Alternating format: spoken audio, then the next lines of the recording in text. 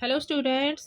आज हम करेंगे क्लास 11th का चैप्टर फर्स्ट सेट की फर्स्ट एक्सरसाइज। ठीक है, एक्सरसाइज 1.1। इसका इंट्रोडक्शन हम पहले कर चुके हैं। तो देखिए क्वेश्चन नंबर 1 क्या है। Which of the following are sets, justify your answer. ठीक है, हमें ये बताना है कि इसमें से कौन सा सेट है और कौन सा नहीं है, और अपने जो आंसर है उसको जस्टिफाई करना है। तो देखिए इसमें पहला क्या दे रखा है, the collection of all months of a year beginning with letter जे।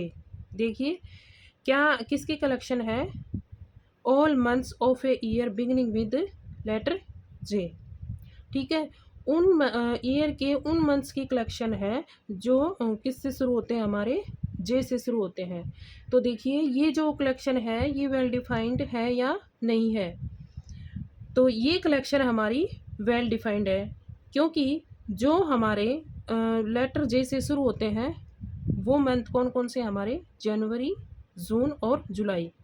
और जो इसका जो आंसर है वो पर्सन टू पर्सन चेंज नहीं होगा। अब जैसे कोई मेरे पास पूछेगा तो मैं भी यही बोलूँगी कि जनवरी, जून, जुलाई। अगर आप सेकंड पर्सन से पूछोगे तो भी वो उसका आंसर भी यही होगा। अगर थर्ड पर्सन से पूछोगे तो उसका आंसर भी यही होगा। तो इसलिए इसकी कलेक्शन जो है वो क्या है, वेल डिफाइंड, और ये हमारा क्या है, सेट है। और इसको हम जस्टिफाई कर देते हैं अपने वर्ड्स में। We can definitely say that the members of this collection are January, June, जुलाई।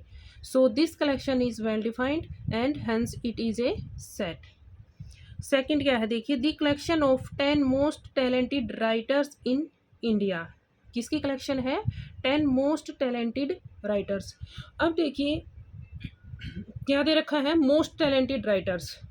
जो ये मोस्ट टैलेंटेड राइटर्स हैं ये एक वेग्यू टर्म है, ये डेफिनेटली नहीं है। ठीक है, क्योंकि इसके बारे में हर किसी की सोच अलग अलग होती है।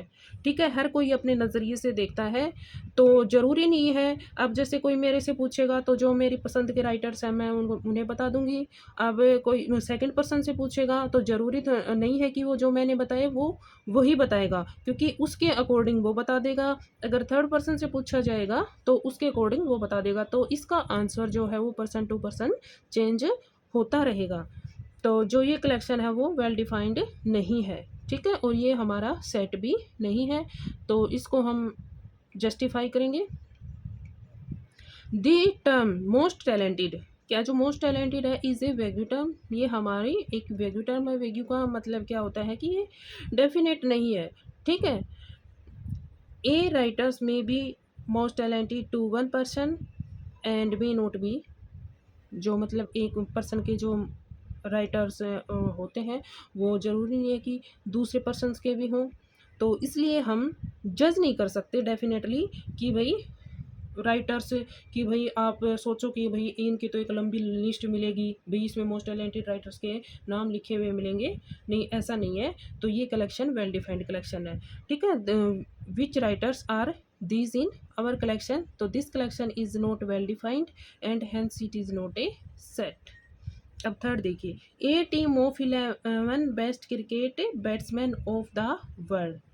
ठीक है, अब इसमें देखिए क्या दे रखा है, बेस्ट क्रिकेट मैन। तो वही बात होगी जैसे मोस्ट टैलेंटेड राइटर्स था, तो वही इसमें है बेस्ट क्रिकेट मैन। अब बेस्ट क्रिकेट मैन पे भी वही बात आती है कि बेस्ट क्रिकेट मैन भी हर किसी का अलग अलग होता है। ठीक है, अब मेरे हैं, मेरी पसंद के अलग हैं, सेकंड पर्सन के अलग मिलेंगे, थर्ड पर्सन के अलग मिलेंगे। तो ये हमारी वेल डिफाइंड कलेक्शन नहीं है और ना ही ये हमारा सेट है। ठीक है, तो इसको देखो हम जस्टिफाई कर देंगे। The team best is a vague term. Vague मैंने पहले भी बताया था, इसका मतलब है कि ये डेफिनेटली नहीं है। A batsman may be best to one person and may not be show to the others. Thus, we cannot judge definitely which batsmen are there in our collection. This collection is not well defined and hence it is not a set. अब चौथा देखिए क्या है, जो हमारा fourth part है वो, the collection of all boys in your class. अब ये कलेक्शन देखो कैसी है, the collection of all boys in your class. ठीक है, जैसे तुम्हारी क्लास में जो बॉयज़ हैं उनका कलेक्शन। अब मान लो तुम्हारी क्लास में 24 बॉयज़ हैं। ठीक है, तो मान लो किसी एक से पूछा जाएगा कि भी तुम्हारी क्लास में कितने बॉयज़ हैं, तो बोलेगा 24। अगर वही वो तुम्हारी क्लास की बात हो रही है, ठीक है, ये नहीं कि वो तुम्हारी क्लास से बाहर जाएंगे। अब सेकंड से पूछेंगे तो वो भी यही बोलेगा कि 24। थर्ड से पूछोगे तो वो भी यही बोलेगा। तो ये कलेक्शन हमारी क्या होगी, वेल डिफाइंड कलेक्शन होगी, क्योंकि इसका आंसर एक ही होगा और इसका answer person to person change नहीं होगा। ठीक है, तो इसको देखो जस्टिफाई करते हैं। We will definitely say that the members of this collection are your class fellows. ठीक है, वो तुम्हारे क्लास फेलोज ही होंगे। तो this collection is well defined and hence it is a set. अब आइए फोर्थ पार्ट पे। अब देखिए फोर्थ पार्ट क्या है, the collection of all natural numbers less than 10। क्या हो रही बात हो रही है यहाँ पे, collection of all natural numbers less than 10। तो देखिए जो नेचुरल नंबर्स हैं लेस देन 100 से, तो वो सबको पता है, सेम ही आंसर होगा इसका भी। 100 से लेस कौन से 1 2 3 4 5 6 एंड 99 तक हम लिख देंगे। किसी से भी पूछोगे तो उसका आंसर यही देगा। ठीक है, ये इसका answer person to person change नहीं होगा। तो हम लिख सकते हैं इसको, clearly the members of collection are 1 2 3 and 97 98। Means 1 से लेके 99 तक लिखेंगे, क्योंकि लेस देन 100 है तो 100 इसके अंदर इंक्लूड नहीं होगा। 100 से जो लेस है वही नेचुरल नंबर हम इसके अंदर लिखेंगे। तो ये कलेक्शन हमारी क्या होगी, वेल डिफाइंड। तो this collection is well defined and hence it is a set. अब नेक्स्ट देखिए, a collection of novels written by the writer Munshi Premchand. अब इसमें देखो क्या है, कलेक्शन ऑफ नॉवेल्स, जो मुंशी प्रेमचंद के द्वारा जो नॉवेल्स लिखी गई हैं उनका कलेक्शन। तो ये क्या है, उनका कलेक्शन अगर पूछोगे, किसी से भी पूछोगे तो इन्होंने जो नॉवेल्स लिख रखी हैं उनकी काउंटिंग है। ठीक है, अराउंड जैसे 15 या 16 इन्होंने नॉवेल्स लिख रखी हैं। तो किसी के पास भी पूछोगे तो आपको वो इनके नॉवेल्स के बारे में बता देगा। इनकी एक जो लिस्ट है वो मिलेगी आपको, कहीं भी सर्च, अगर नहीं भी पता होगा तो सर्च कर लेगा वो। ठीक है, तो किसी से भी पूछोगे तो वही बताएगा, इसका answer person to person change नहीं होगा। ये तो है नहीं कि वो किसी दूसरे राइटर की बता देगा आपको। ठीक है, तो इसमें हम लिखेंगे, अपने आंसर को जस्टिफाई करेंगे, clearly the members of collection और the novels written by the Munshi Premchand. ठीक है, तो this collection is well defined and hence it is a set. Next देखिए, the collection of all even integers. Collection of all even integers, even integers क्या होते हैं, ये हो गया जैसे इंटीजर्स में तो हमारे नेगेटिव नंबर्स भी आते हैं, पॉजिटिव नंबर्स भी आते हैं। सॉरी, इंटीजर्स में हमारे इंटीजर्स हमारे नेगेटिव भी होते हैं, पॉजिटिव भी होते हैं, ऑड भी होते हैं, इवन भी होते हैं। बट इसमें किसकी बात की गई है, इवन इंटीजर्स। तो इवन इंटीजर्स देखो, इवन इंटीजर्स हमारे कौन कौन से होते हैं, जैसे 2 4 6 8 10 12 14 एंड सो ऑन। अब इसमें किसी लिमिट की तो बात हो नहीं रही, सिर्फ इंटीजर्स बोला इसने। ठीक है, तो अगर किसी के पास भी अगर ये क्वेश्चन पूछा जाएगा भी इंटीजर्स, इवन इंटीजर्स क्या होते हैं, इसका आंसर यही देगा। ठीक है, इसका answer person to person change नहीं होगा। जो इवन इंटीजर्स होते हैं तो वो होते हैं, ये डेफिनेटली राइट है। ठीक है, तो इसको हम जस्टिफाई करेंगे तो we can definitely say that the members of this collection are 2 4 6 and so on. This collection is a well defined collection and hence it is a set. Next देखिए, the collection of questions in this chapter. ठीक है, the collection of questions in this chapter.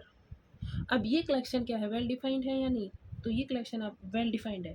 ठीक है, जैसे अब मैंने बोल दिया कि भी मैं 11th की मैथ्स की बुक्स में 7th चैप्टर में कितने क्वेश्चंस हैं, तो 7 है, 7 है, 8 है, 9 है, वो तो उनकी काउंटिंग रहेगी। ठीक है, जैसे 9 क्वेश्चन है तो वो आप किसी के पास भी पूछोगे तो एग्जैक्टली वो वही आंसर देगा, भी 9 क्वेश्चन है तो इसका आंसर चेंज नहीं होगा। तो ये हमारी क्या होगी, वेल डिफाइंड कलेक्शन होगी। ठीक है, तो clearly the members of a collection are the different questions of this chapter, so it is well defined and hence it is a set. Next देखिए, a collection of most dangerous animals of the world. अब इस ऐसे हमने पहले भी कर चुके हैं कि मोस्ट डेंजरस, अब जो मोस्ट डेंजरस है वो हर किसी के लिए तो डेंजरस नहीं होता ना, मतलब किसी के लिए कुछ होता है, किसी के लिए कुछ होता है। ठीक है, तो ये कलेक्शन हमारी वेल डिफाइंड नहीं है। जैसे किसी को लिजार्ड से डर लगता है, ठीक है, किसी को रेड से डर लगता है, तो ज़रूरी नहीं है मतलब हर किसी को इनसे डर लगे। किसी के लिए कोई डेंजरस है, किसी के लिए कोई डेंजरस है, तो इसका जो आंसर है वो पर्सन टू पर्सन चेंज होता रहेगा। तो ये इसकी जो कलेक्शन है हमारी वो नॉट वेल डिफाइंड है। तो जस्टिफाई करेंगे हम। The term most dangerous is a vector. An animal may be most dangerous to the person and may not be so to the other. Thus, we cannot judge definitely which animals are there in our collection. This collection is not well defined and hence it is not a set. ये था हमारा first question, ये था first question का last part. Thank you.